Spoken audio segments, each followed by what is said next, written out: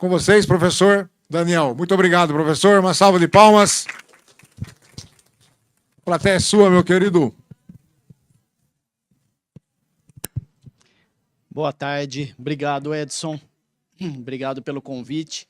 Um prazer estar aqui nesse 5º meeting. Com certeza, cada ano um sucesso maior ainda. Fico muito feliz pelo convite e pela oportunidade de trazer aqui para vocês um pouquinho da minha experiência. Como o Edson falou, eu sou cirurgião bucomaxilofacial, trabalho com laser cirúrgico há 12, 13 anos e tenho o privilégio de estar em São Carlos, né? Então, do meu consultório até a fábrica da DMC, até o Instituto Nupen, eu não demoro 10 minutos. Então, é realmente um privilégio eu poder estar ali e acabar desenvolvendo muita pesquisa, muitos protocolos novos em cima do laser cirúrgico. Então, quando o Edson me convidou, ele falou, fica à vontade para escolher, né, o tema. E eu acho que, hoje em dia, com os lasers que a gente tem, surge aquela dúvida, né? Puxa, qual que é o melhor laser cirúrgico? Eu quero comprar, eu quero começar a trabalhar, mas qual que é o melhor? Isso, frequentemente, me perguntam, os vendedores me perguntam, qual é o melhor? O cliente, quando ele vem comprar, ele pergunta, qual que é o melhor laser cirúrgico para eu comprar? A gente tem que entender um pouco sobre eles. Então, para que a gente possa falar um pouco, vamos relembrar sobre os lasers que a gente tem para trabalhar. Tem áudio aí? Então, a DMC conta com um portfólio enorme de equipamentos de diodo, de alta e baixa potência. Então, nós temos equipamentos desde 410 nanômetros até 1470 no mercado, mas até 1940 já desenvolvidos. Então, dentro de toda essa gama de longitude de onda, nós temos equipamentos variados, com potências variadas e, principalmente, ações variadas. Então, é importante a gente entender e saber o equipamento que eu estou trabalhando, qual é o comprimento de onda que ele tem, aonde ele vai ser absorvido, aonde ele vai interagir. Então, esse gráfico mostra os comprimentos de onda desde 410 até 1940 e a afinidade que eles têm em cada cromóforo. Então, eu tenho aqui cromóforos como a melanina, a hemoglobina, que vai ter uma altíssima interação com laser violeta, azul, mas não tem interação nenhuma com água. E lasers como o 1940, que tem altíssima afinidade por água, mas nenhuma absorção por pigmento. Melanina, hemoglobina. Então a gente tem que entender essa diferença de um equipamento para outro, para saber qual é o melhor laser. Então a pergunta, né, dessa aula, qual é o melhor laser cirúrgico? Para eu poder responder isso para vocês, eu tenho que fazer uma outra pergunta. O que eu farei com o meu laser? Qual é a minha área de atuação? O que eu faço? O que eu quero fazer com o laser? E uma outra pergunta. Qual cromóforo eu quero atingir? Então, isso é importante para a gente definir qual é o melhor laser para mim. O melhor laser para mim pode ser um, para a senhora pode ser outro. Depende do que eu quero fazer na minha rotina de consultório. A DMC conta com a família Theralaser. Então, nós temos o pioneiro, que é o Theralaser Surgery, infravermelho, 980 nanômetros, já muito conhecido, acho que pela maioria aqui, e um laser que a gente aplica em praticamente todas as especialidades. Por quê? Porque ele é um comprimento de onda mais versátil. É um comprimento de onda que pega melanina, pega hemoglobina, pega um pouquinho de água, mas ele não é tão seletivo por esses cromóforos. Então, é o carro-chefe do laser cirúrgico. Quem está começando, comece com um laser mais básico. Um laser que vai fazer de tudo um pouco. E à medida que a gente vai melhorando, a gente vai se especializando nos nossos equipamentos. Depois do TeraLase, surgiu o TeraHoff, que é o laser de 1210 nanômetros, utilizado na parte de harmonização facial e corporal. Então, um comprimento de onda infravermelho, que tem maior afinidade por lipídio.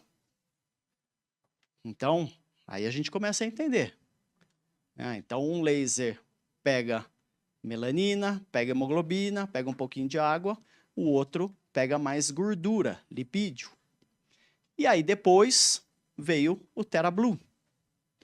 Então o TeraBlue foi lançado o ano passado, mas a gente já vinha trabalhando com ele há muito tempo, porque é um laser usado na área médica já há muito tempo.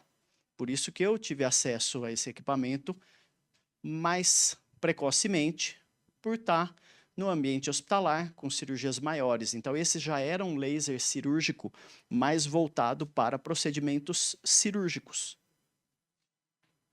É um equipamento que vai ter uma afinidade muito maior com que tipo de cromóforo? Melanina e hemoglobina. Os dois maiores picos desses cromóforos vão ser atingidos pelo fóton azul. Só que ele não é absorvido nada por água. Ele não tem absorção na água. Então, se eu faço procedimentos mais cirúrgicos ou não cirúrgicos, mas fotoangiolíticos, ou seja, de ação em sangue, é um laser muito bem indicado. Então, cada equipamento vai ser indicado para aquela finalidade, para aquela aplicação. E é isso que a gente tem que compreender e tentar aplicar na nossa rotina. Então, o que eu farei com o laser? O que vocês acham que o laser cirúrgico faz? Corta? Corta, né? Mas ele faz mais coisa do que isso? O que mais? Descontamina, coagula, né? Então, eu corto, eu vaporizo. O laser cirúrgico, ele tem uma ação através da fototermólise. Já foi falado ontem sobre isso. Ele aquece, com esse aquecimento ele causa um dano para aquela célula e ele vaporiza aquela célula. Então a gente consegue promover vaporização com o laser cirúrgico. Coagulação, também consigo promover coagulação. Desnaturação ou desidratação, também consigo. Eu estou gerando aquecimento, eu posso gerar uma desidratação celular e uma desnaturação da proteína. Descontaminação, como a gente já citou. Por que descontamina o laser cirúrgico? Por que o laser cirúrgico ele tem uma ação de descontaminação? Totalmente diferente da técnica APDT. O que vai fazer com o calor? Vai vaporizar, não é? A gente vai ferver, vai explodir aquele micro-organismo. Então, a gente está descontaminando por uma ação física de aquecimento e uma explosão daquele micro-organismo, do mesmo jeito que acontece com as células. Dessensibilização. O professor Vinícius falou na primeira aula de hoje, não foi? O laser cirúrgico, ele trata de sensibilização, fazendo o quê? Um derretimento daquela superfície radicular ou dentinária, fechando os canalículos. Estímulo tecidual de colágeno, faz. O professor Ismael ontem falou isso um monte, não é? Então, a gente também tem uma interação com as fibras colágenas, fazendo uma melhoria, né? Uma proliferação celular aumentada. E a liquefação de gordura, como também o professor Ismael citou ontem. O laser de diodo de 1210, ele tem afinidade por lipídio, ele vai liquefazer essa gordura. Então, tudo isso a gente consegue fazer com os equipamentos de laser de diodo. Os três fazem tudo aquilo? Não. Tem um equipamento que vai fazer algumas daquelas ações, outro equipamento, outras ações. E alguns equipamentos, a mesma ação. Então, de novo, voltando para aquele gráfico, né? Comprimento de onda e os cromóforos. Então, qual cromóforo eu quero atingir? Depende do que eu estou fazendo, né? O que eu quero fazer, qual cromóforo que eu quero atingir. Então, eu posso atingir a hemoglobina, a melanina, a água, lipídio, hidroxiapatita. Então, dependendo de qual for o cromóforo que eu quero atingir, eu tenho que escolher qual é o comprimento de onda seletivo para aquela região. Aqui a gente tem um zoom aumentado nessa área aqui, mais ou menos, mostrando lipídio e água. Então, a gente consegue ver a diferença entre os comprimentos de onda, né, 980, 1210, 1470. Olha como varia a absorção por água e gordura. O 980, como eu tinha falado, ele não é tão seletivo por nenhum cromóforo, mas ele pega de tudo um pouquinho. Ele pega um pouquinho de água também, mas muito menos do que o 1470, que tem uma altíssima absorção por água. E o 1470 tem uma baixa absorção de gordura se comparado à água. O que acontece o inverso no 1210, que atinge mais o lipídio e menos a água. Então vamos ver a ação de cada um, né? Então o corte, aqui vocês estão vendo, fazendo uma ação com o laser cirúrgico de corte. Qual laser vocês acham que é esse daí? Da família Theralase? 980, perfeito. Por quê? Primeiro porque a gente não está vendo ele azul. Então, já se imagina que é o 980, que é um infravermelho. E é o 980 por quê? O 1210 é bom para corte? Não. Ele é mais para lipídio. Então, aqui eu estou fazendo um corte, uma incisão com o laser Theralase, o 980. Então, vocês estão vendo que eu estou cortando. E é claro, eu não estou fazendo só o corte. Junto com o corte, o que eu estou promovendo? Coagulação, a hemostasia, desidratação, ação fototérmica, não fototérmica. Tudo isso está acontecendo aqui. Vocês estão vendo que eu abri a região mentoniana inteira e não escorreu uma gota de sangue, né? Então, tecido vivo, cruento, mas sem o sangramento ativo. Esse é o objetivo do trabalho com o laser, né? E agora, vaporização. Aí eu estou com o TheraBlue. Laser azul 450. O que eu fiz aqui? Vaporizei o tecido. Vaporizei sem encostar no tecido. Eu não encostei a fibra no tecido, mas o poder da luz azul é muito alta, mais alta do que a infravermelha. Então, o poder energético do fóton azul é superior. Com isso, eu consigo vaporizar, ó, não tem mais aquele tecido ali.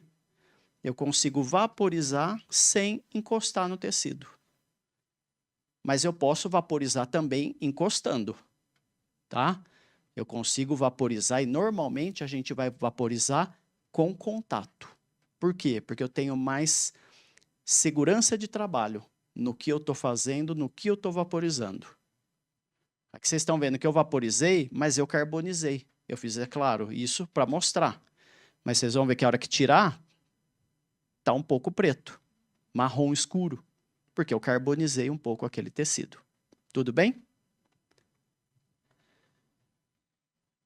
Agora aqui, a mesma coisa do que a vaporização, só que vocês estão vendo agora aqui que a luz está pulsada? Eu só mudei o modo de trabalho. Não mudei a potência, não mudei a distância. Só mudei do modo contínuo para o modo pulsado. Olha a diferença dessa região e dessa. Então, são coisas sutis que mudam completamente o modo de trabalho. Então, aqui eu estou fazendo uma coagulação, como eu faria, por exemplo, num hemangioma, numa teleangiectasia, numa varize. A gente vai trabalhar de modo pulsado para aquecer e agredir menos aquele tecido, porque eu não quero destruir. Eu só quero coagular. Então, eu tenho uma coagulação sem destruição daquelas células. E aqui, o que eu fiz? um preparo, né, de prótese unitário. O que eu fiz aqui com o laser cirúrgico? Eu fiz uma desidratação e desnaturação daquele tecido gengival. Eu entrei com a fibra cirúrgica ali com uma potência bem baixa, pulsada, para desidratar essa gengiva e não vaporizar, expondo o término do preparo para eu poder moldar ou escanear, sem a necessidade de anestesiar, colocar fio retrator. Muito mais confortável, muito mais cômodo para o meu paciente. Depois de alguns minutos, aquilo vai reidratar e vai voltar ao normal. Mas é claro, tenho que saber trabalhar corretamente, com o protocolo correto, para não vaporizar aquele tecido gengival e ter uma perda depois estética. Descontaminação. Então, eu estou fazendo aqui, ó, uma varredura de toda a cavidade cística, dos ápices dentários, descontaminando através de vaporização. Com protocolos corretos, eu estou trabalhando no osso, no dente, com segurança, sem promover nenhum dano, nenhuma necrose para aquele tecido duro. Eu já escutei várias vezes professores falando que o laser de diodo não pode encostar no tecido ósseo. Pode, se eu trabalhar com a potência adequada, ao modo correto, eu vou trabalhar e não vou ter prejuízo nenhum. Então aqui eu estou descontaminando toda a cavidade cística, eliminando residuais do cisto para não ter recidiva, eliminando micro-organismos no ápice, e isso vai ser feito de maneira segura. Eu poderia fazer isso intracanal, eu posso fazer isso numa bolsa periodontal, numa periimplantite, da mesma forma. Opa, desculpa. E aqui, como o professor Vinícius falou, a dessensibilização. Então, eu vou pegar o laser cirúrgico, encostar no tecido dentário, que está sensível, e eu vou dessensibilizar através de um contato em varredura, selando aqueles canalículos. Então, a gente pode fazer isso na parte radicular, na parte coronária, num preparo cavitário, num preparo protético. Eu posso fazer tudo isso. Só que eu tenho que lembrar que eu estou alterando a permeabilidade daquela estrutura. Então, eu vou fazer isso num preparo cavitário, onde eu vou restaurar, eu posso fazer naquela região que está mais próxima do canal. Eu posso diminuir a sensibilidade naquela área, só naquele ponto. Depois eu vou colocar o forramento, vou restaurar sem perder a adesividade. Tá bom? Estímulo de colágeno. Então, com o laser 1210, a gente está entrando aqui no tecido subcutâneo, fazendo esse estímulo através do comprimento de onda afim do lipídio, fazendo toda a varredura na parte facial, na parte cervical e até corporal, né, para as áreas que atuam, para as especialidades que atuam nessa área. E a mesma coisa, só que, claro, com potência diferente, a liquefação da gordura para uma lipoaspiração de papada. Então, com uma potência maior, eu vou liquefazer aquela gordura e aspirar com o mínimo de trauma e o mínimo de dano para o tecido mole do meu paciente.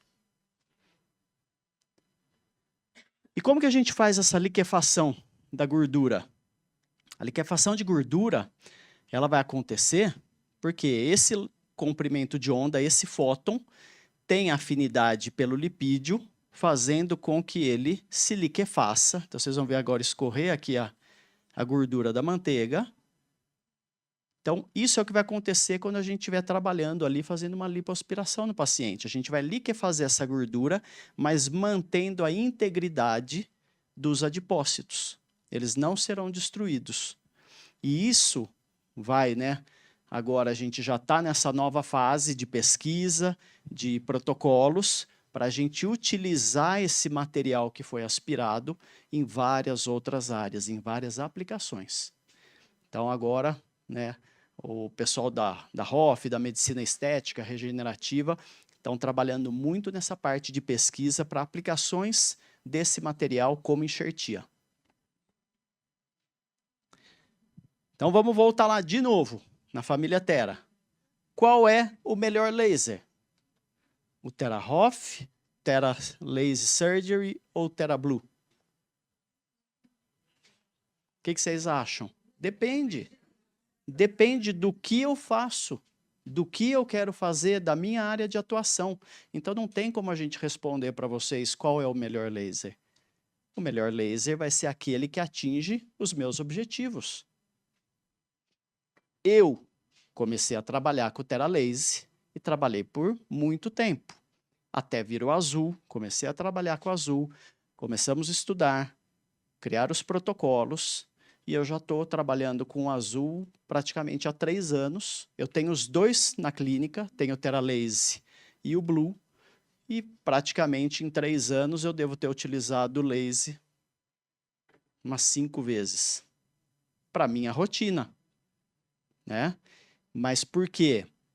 Eu faço muito procedimento cirúrgico, eu já tenho a mão bem treinada, bem calibrada para trabalhar com o laser, então eu prefiro trabalhar com o azul, porque para mim, para minha finalidade, ele é mais rápido, mais específico, corta melhor, coagula melhor, mas para quem está começando, às vezes não é uma boa indicação. Por quê? Porque a pessoa ainda não tem o costume de trabalhar com o laser cirúrgico e a gente precisa ter a curva de aprendizagem. Eu preciso aprender a trabalhar com o laser, desacostumar com várias coisas que a gente aprende com a cirurgia convencional ou com a cirurgia com eletrobisturi. Então, para quem está começando, eu sempre falo que o TheraLase é o mais indicado, porque é um laser mais fácil de se trabalhar, com menos risco de errar. Eu acho que principalmente isso. Esse corta melhor que esse? Corta. Coagula mais? Coagula mais, mas ele queima mais fácil. É mais fácil eu carbonizar do que com o TheraLase Surgery. E se eu carbonizo, o que eu produzo no tecido do meu paciente? Necrose, fibrose, infecção. Tudo que eu não quero, né? Então, vamos mostrar aí alguns casos, algumas ações com laser. Então, aquele mesmo vídeo que eu mostrei do corte, aqui eu estou fazendo um corte com laser azul. Estou trabalhando no modo pulsado. E eu vou fazer a remoção ali de uma lesão no lábio em poucos segundos. Muita gente pergunta, fala, nossa, mas é demorado para cortar. Se a gente pensar, comparando com o bisturi, realmente é demorado. Só que quanto tempo demorou o procedimento no total? E acabou, exatamente, e acabou. Então, os procedimentos realizados com laser cirúrgico são muito mais rápidos. São mais rápidos, mais tranquilos e mais econômicos. Porque eu não gastei lâmina de bisturi, eu gastei menos anestésico, muitas vezes não gasto fio de sutura, gaze e campo estéreo. Para isso daí, eu não fiz nada de preparo de campo estéreo, montar mesa cirúrgica, nada disso.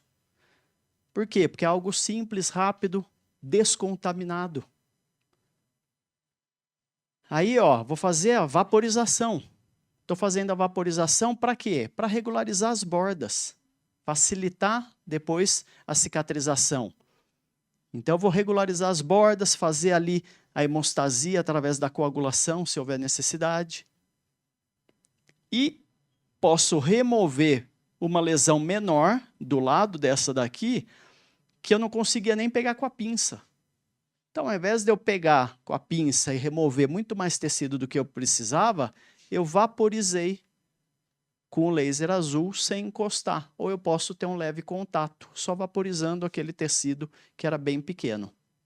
Claro, era uma lesão que eu não necessitaria enviar para análise. Eu enviei a outra, mas essa daqui era igual do lado, eu optei por só vaporizar. Tudo bem? Se é uma lesão única, pequena, aí eu mudo a estratégia. Eu anestesio, corto com o bisturi e aí eu passo o laser para vaporizar e coagular. Tudo bem?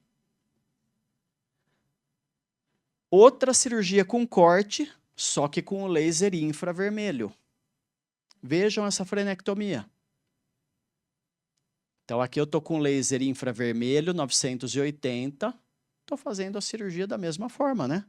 Está cortando também, está fazendo coagulação também. Então, o 980, o 450, eles fazem coisas muito similares. Só que o laser azul, ele vai cortar e coagular mais fácil, melhor e mais superficialmente. O infravermelho ele tem uma vantagem em alguns casos que ele age mais em profundidade, tá? Uma informação adendo aqui sobre esse caso. Vocês viram? Foi feita a frenectomia. Demorou 20 segundos essa frenectomia e eu fiz com anestesia tópica. Então, anestesia tópica, eu trabalhei com luz pulsada, não dava para ver porque era o infravermelho, mas a luz pulsada para quê? Para aquecer menos e isso não gerar dor no paciente. Era um freio, vou voltar para vocês verem, um freio extremamente fino. Então, isso me permitiu trabalhar dessa forma, com o modo pulsado.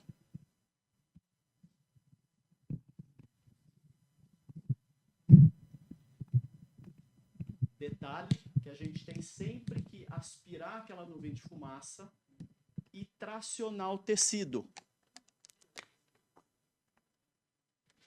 Eu preciso tracionar o tecido para que o corte seja mais efetivo. Quanto mais distendido eu deixo o tecido, mais fácil de cortar, em qualquer área. Olha lá, um caso de hemangioma no lábio, onde eu vou coagular a lesão. Eu não preciso remover essa lesão, mesmo porque remover essa lesão seria algo bem delicado por conta do risco de sangramento. Então, eu vou coagular com o laser cirúrgico aquela lesão. Qual o laser mais indicado para isso? 980 ou 450? 450, que tem mais afinidade por sangue, não é? Então, é claro que ele vai coagular muito melhor e mais seletivo do que o 980. Olha lá, eu vou coagulando e vai ficando a área isquêmica. Eu estou coagulando aquele vaso inteiro, então vai ficar a região toda esbranquiçada mesmo.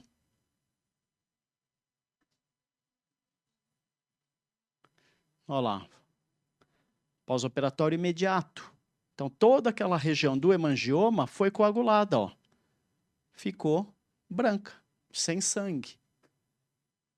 E aqui, ó, depois de uma semana, o processo em cicatrização, mas a gente já não observa mais aquela má formação vascular. Então, algo também extremamente simples, rápido de ser feito. Preciso anestesiar para fazer isso, tá? Eu não encosto, mas dói. Esquenta, aquece. Então, a gente anestesia para fazer esse tipo de procedimento. E aí, o Theralase 1210, onde a gente tem fibra de 400 micrômetros ou 600 micrômetros, dependendo do que eu quero fazer. Então, vou fazer lifting, é a fibra mais fina. Vou fazer a lipoaspiração, é uma fibra mais grossa, e a potência também vai aumentar. Então, trabalhos, né, mostrando exatamente essa afinidade dos cromóforos pelos comprimentos de onda. Então, em decorrência disso, a gente vai ver qual é o melhor laser para a gente. De novo, voltando naquele gráfico da água e da gordura. Então, primeira observação, o coeficiente de absorção de lipídios em 1200 é 4,5 vezes maior do que no 1470. Então, parece pouco a distância entre a gordura e o lipídio, mas é uma distância muito grande quando a gente faz essa mensuração. Em 1200, o coeficiente de absorção de gordura é 1,8 vezes superior do que o da água. E em 1470, o coeficiente de absorção da água é 60 vezes maior do que no lipídio. Então, o que o professor Ismael falou ontem para vocês sobre o endolaser? O que ele faz no tecido? Pururuca, não é? Por quê? Porque ele vai realmente ferver a água e fritar todo aquele tecido. A gordura vai ser trabalhada, mas através de uma queimadura. Vai fritar aquele tecido gorduroso, a água e tudo que tiver em volta. Então, pode parecer pouca diferença, mas no paciente, fisiologicamente, é uma diferença absurda. Então, aqui tem um vídeo do Nupen mostrando exatamente essa interação. Então, aqui, ó, 1210 na água. 1210, ele não tem tanta afinidade por água, tem mais pela gordura. Então, a gente está vendo que não está tendo interação nenhuma na água. 980, olha lá. Escutaram um barulhinho, um pontinho luminoso? Tem uma pequena interação com água. Não tão grande, mas tem. Vocês vão ver agora a hora que entrar com o laser de 1470. A diferença. Está fervendo a água. Então, o pessoal que faz endolaser com equipamento que não é para isso, está fazendo isso no rosto do paciente. Tem como isso dar certo? Não tem, né, gente? Então, por isso que a gente que é do Nupen bate muito forte nessa questão. Fazer com segurança. Vamos utilizar o equipamento que foi desenvolvido para isso. Então, tomem cuidado com os vendedores que querem, né? Graças a Deus, hoje a gente já tem observado uma diminuição nessa questão do endolaser, porque as complicações já são muito grandes. Então, olha a diferença do lipídio depois de ser aspirado pela técnica com o laser regenera, e a lipoaspiração tradicional. Então, claro que isso daqui não vai ser aproveitado. Está tudo destruído. Essas células vão ser absorvidas, metabolizadas. E aqui não. Aqui o grau de absorção e efetividade desse material é altíssimo. E principalmente sem gerar dano para o meu paciente. Eu estou trabalhando no subcutâneo, na face, no pescoço. Então é importante que eu não tenha uma agressão a esse tecido que é extremamente fino, delicado. Então a gente vê com a câmera térmica que tem uma variação térmica de 0,5, 1 grau no máximo. É muito baixo. Isso não vai causar agressão. Tanto que até hoje a gente não tem relato de sequela, de complicações com o laser regenera. Vantagens da cirurgia com laser. Então eu corto vaporizando e descontaminando o tecido. Eu corto com efeito coagulativo e hemostático. Em muitos casos eu não preciso fazer o quê? A sutura. Não faço sutura em biópsias pequenas, não faço sutura em nenhuma frenectomia, algumas incisões. Por quê? Porque não tem necessidade. Consigo trabalhar com pouca anestesia infiltrativa e muitas vezes somente com anestesia tópica. Tempo operatório mais curto, como eu já mencionei para vocês. Consigo fazer procedimentos minimamente invasivos e com alta precisão. Se sangrou menos, foi mais rápido, é claro que eu vou ter o quê? Uma recuperação mais rápida, menos dor, menos edema no pós-operatório. Por quê? Porque eu promovi menor necrose tecidual e, consequentemente, com menor necrose, menos fibrose, menos infecção. Pensando agora no laser de diodo, vantagens da cirurgia com laser de diodo comparado com outros lasers de alta potência. O preço, isso nem se discute, né? A diferença de preço do diodo para o próximo concorrente dele, que seria o diérbio, é enorme. Então, o laser de diodo, ele tem um preço, né, muito mais adequado com relação ao custo-benefício. Portabilidade, para mim, é imbatível. Qualquer laser de diodo da DMC é portátil. Então, eu posso trabalhar no meu consultório, eu posso levar para o hospital, eu posso levar na outra clínica que eu atendo, eu posso viajar e levar ele. Eu dou curso no Brasil, fora do Brasil, e o meu laser cirúrgico vai comigo de maleta de mão, no avião. Que outro laser me permite fazer isso? Nenhum. Então, o laser, sendo portátil, ele vai melhorar o quê? A minha rentabilidade. E isso é importante para a gente, não é? Longo tempo de vida do emissor de laser e a facilidade de trabalhar com fibra ótica. Cirurgia laser, gente, é isso. É uma cirurgia rápida, segura, precisa, minimamente invasiva. Então, isso é um tracionamento de canino incluso. Quem aqui é cirurgião faz tracionamento de canino? É uma cirurgia gostosa de fazer? Não é. Vamos falar claro aqui. Não é.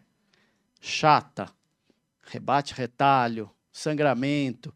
Aí é toda aquela preparação para fazer o ataque ácido, colar, polimerizar, ninguém se mexe. Tá tudo pronto, escorre aquela gotinha. É chato. E aí, fazer um tracionamento assim? Quanto tempo demora um tracionamento desse? 15 minutos. O paciente sentou, eu fiz um botão anestésico nessa região, uma infiltração anestésica só nessa região. Claro que eu já tinha o diagnóstico de onde estava a coroa do dente, menos osso. Fiz o acesso com o laser cirúrgico, fiz uma janela, cheguei no osso, com o descolador, tirei o osso que estava em cima da coroa, limpei aquela membrana, o capuz coronário, ataque ácido, adesivo e tchau, nem sutura. Em 4, 5 dias está completamente fechado. Por que eu vou suturar, repuxar tudo? Então, é o que eu falei, procedimento de 15 minutos. O paciente precisa de repouso? Não. Precisa tomar antibiótico? Não. Precisa tomar anti-inflamatório? Não. Analgésico se necessário. E posso garantir para vocês, cada 10 pacientes que fazem uma cirurgia com laser, 9 vão falar que não tomaram um comprimido para dor no pós-operatório. Porque a gente trabalhou da maneira correta. Então, isso é a cirurgia com laser. É mais conforto para o paciente, mais tranquilidade para a gente como profissional e melhorar o nosso retorno financeiro. Por quê? Eu estou gastando menos, eu estou usando menos material e eu estou cobrando mais por tudo isso. Vou mostrar um outro caso. Uma biópsia excisional completa, né, no tecido mole, feito com o TeraBlue, usando 1 watt de potência. Então, olha lá, uma lesão aqui na região de mucosa jugal, do lado direito. A anestesia. Geralmente eu faço anestesia bem próximo do local que eu vou trabalhar, porque eu não quero anestesiar tudo. Então, eu entro embaixo da lesão, faço uma infiltração anestésica, espera ali 1, 2 minutos, testa, e aí a gente vai começar a trabalhar. Lembra que eu falei? Tem que tracionar a mucosa. Então, pinça, traciona, segura o lábio, e aí a gente vai cortando. Olha lá, lesão toda removida, a área que ficou, claro, cruenta, mas sem sangramento ativo. Mas eu posso dar uma trabalhadinha ainda com o laser para melhorar. Aqui, ó, tem uma área que pode, às vezes, começar a sair um pouquinho de sangramento depois. Então, eu dou uma trabalhada com o laser para regularizar as bordas, promover mais hemostasia. E terminando, a gente vai aplicar o laser de baixa potência. Qual? Posso fazer o infra e o vermelho. A gente ainda não sabe direito os benefícios do fóton azul para a parte de terapia. Isso está em pesquisa, né? Mas a gente ainda não sabe ao certo como o fóton azul, onde ele age, qual é o cromóforo, né, o receptor específico e qual vai ser a ação terapêutica do fóton azul. Então, eu gosto de fazer o laser vermelho no pós-operatório. O infravermelho eu normalmente faço antes de anestesiar, para aumentar a permeabilidade celular e melhorar a absorção do anestésico. Então, se eu fiz no procedimento antes da anestesia, eu não vou fazer ao final.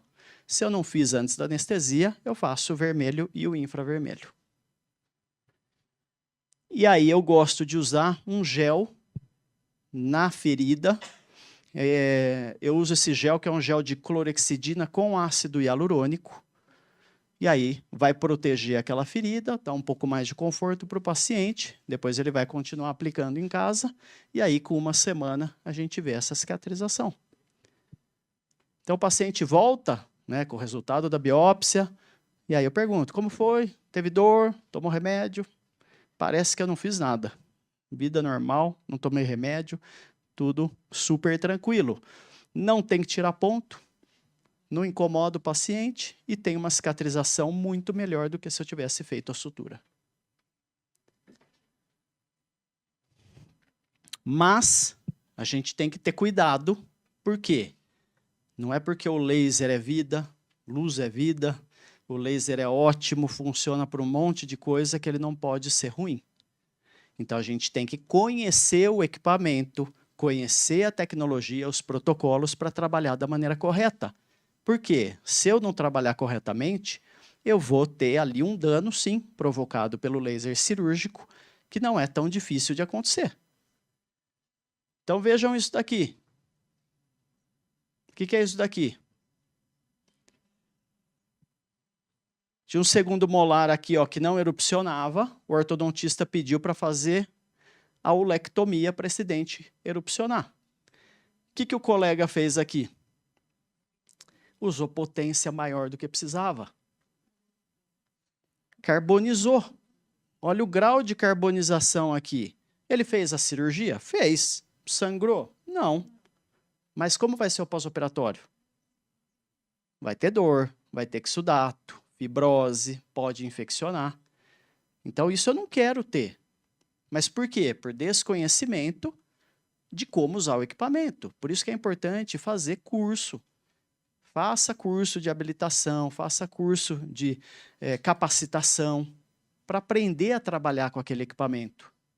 Não vai seguir só o protocolo que já vem definido ali. Por quê? Porque aquele protocolo serve para nortear o nosso trabalho. Mas a gente não vai usar sempre aquele protocolo para todos os pacientes. Olha aqui. Essa foi minha paciente. Então, a gente erra. É normal. Aqui eu estava usando o laser azul, numa potência até que correta, mas eu superficializei muito a minha incisão. Era uma cirurgia de ATM, e eu superficializei muito a incisão, a pele ficou muito fina, pouca vascularização. No pós-operatório, ó, começou a apresentar uma necrose daquele tecido. Não é legal. Mas a gente tem que saber também como corrigir isso, como controlar. Então, imediatamente eu comecei a fazer o quê? PDT. Vamos descontaminar, melhorar a angiogênese, estimular a cicatrização.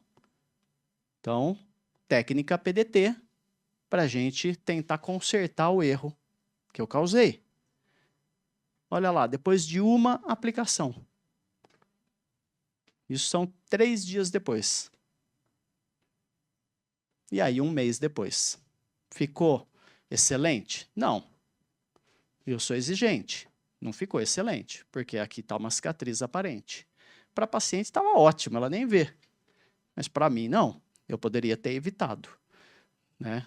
Mas ficou perto do que poderia ter acontecido, ficou ótimo, né? E aí, sequelas do endolaser. O que aconteceu aqui? Fritou a pele, fritou o subcutâneo. Então, é claro que vai ter lesão.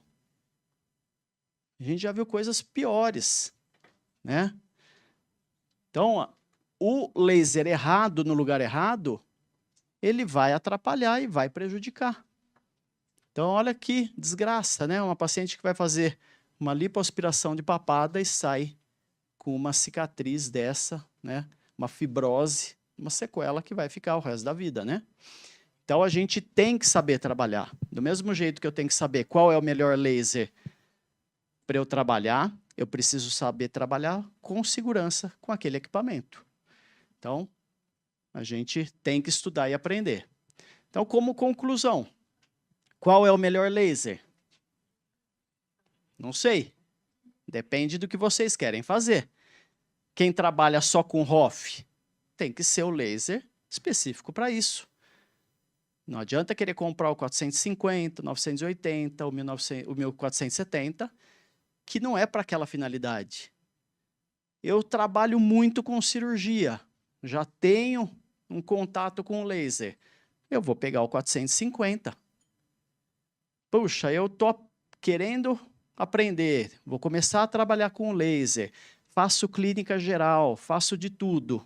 É o 980. Começou a trabalhar com 980, aprendeu, quer melhorar, está fazendo mais cirurgia, faz um upgrade para o 450. Eu acho que esse, né, é o processo, essa é a ideia de como a gente trabalhar, de qual laser escolher para a gente trabalhar, tá bom? Para quem não conhece, eu convido para acessar as páginas do NUPEM, que é o Núcleo de Ensino e Pesquisa em Terapias Biofotônicas.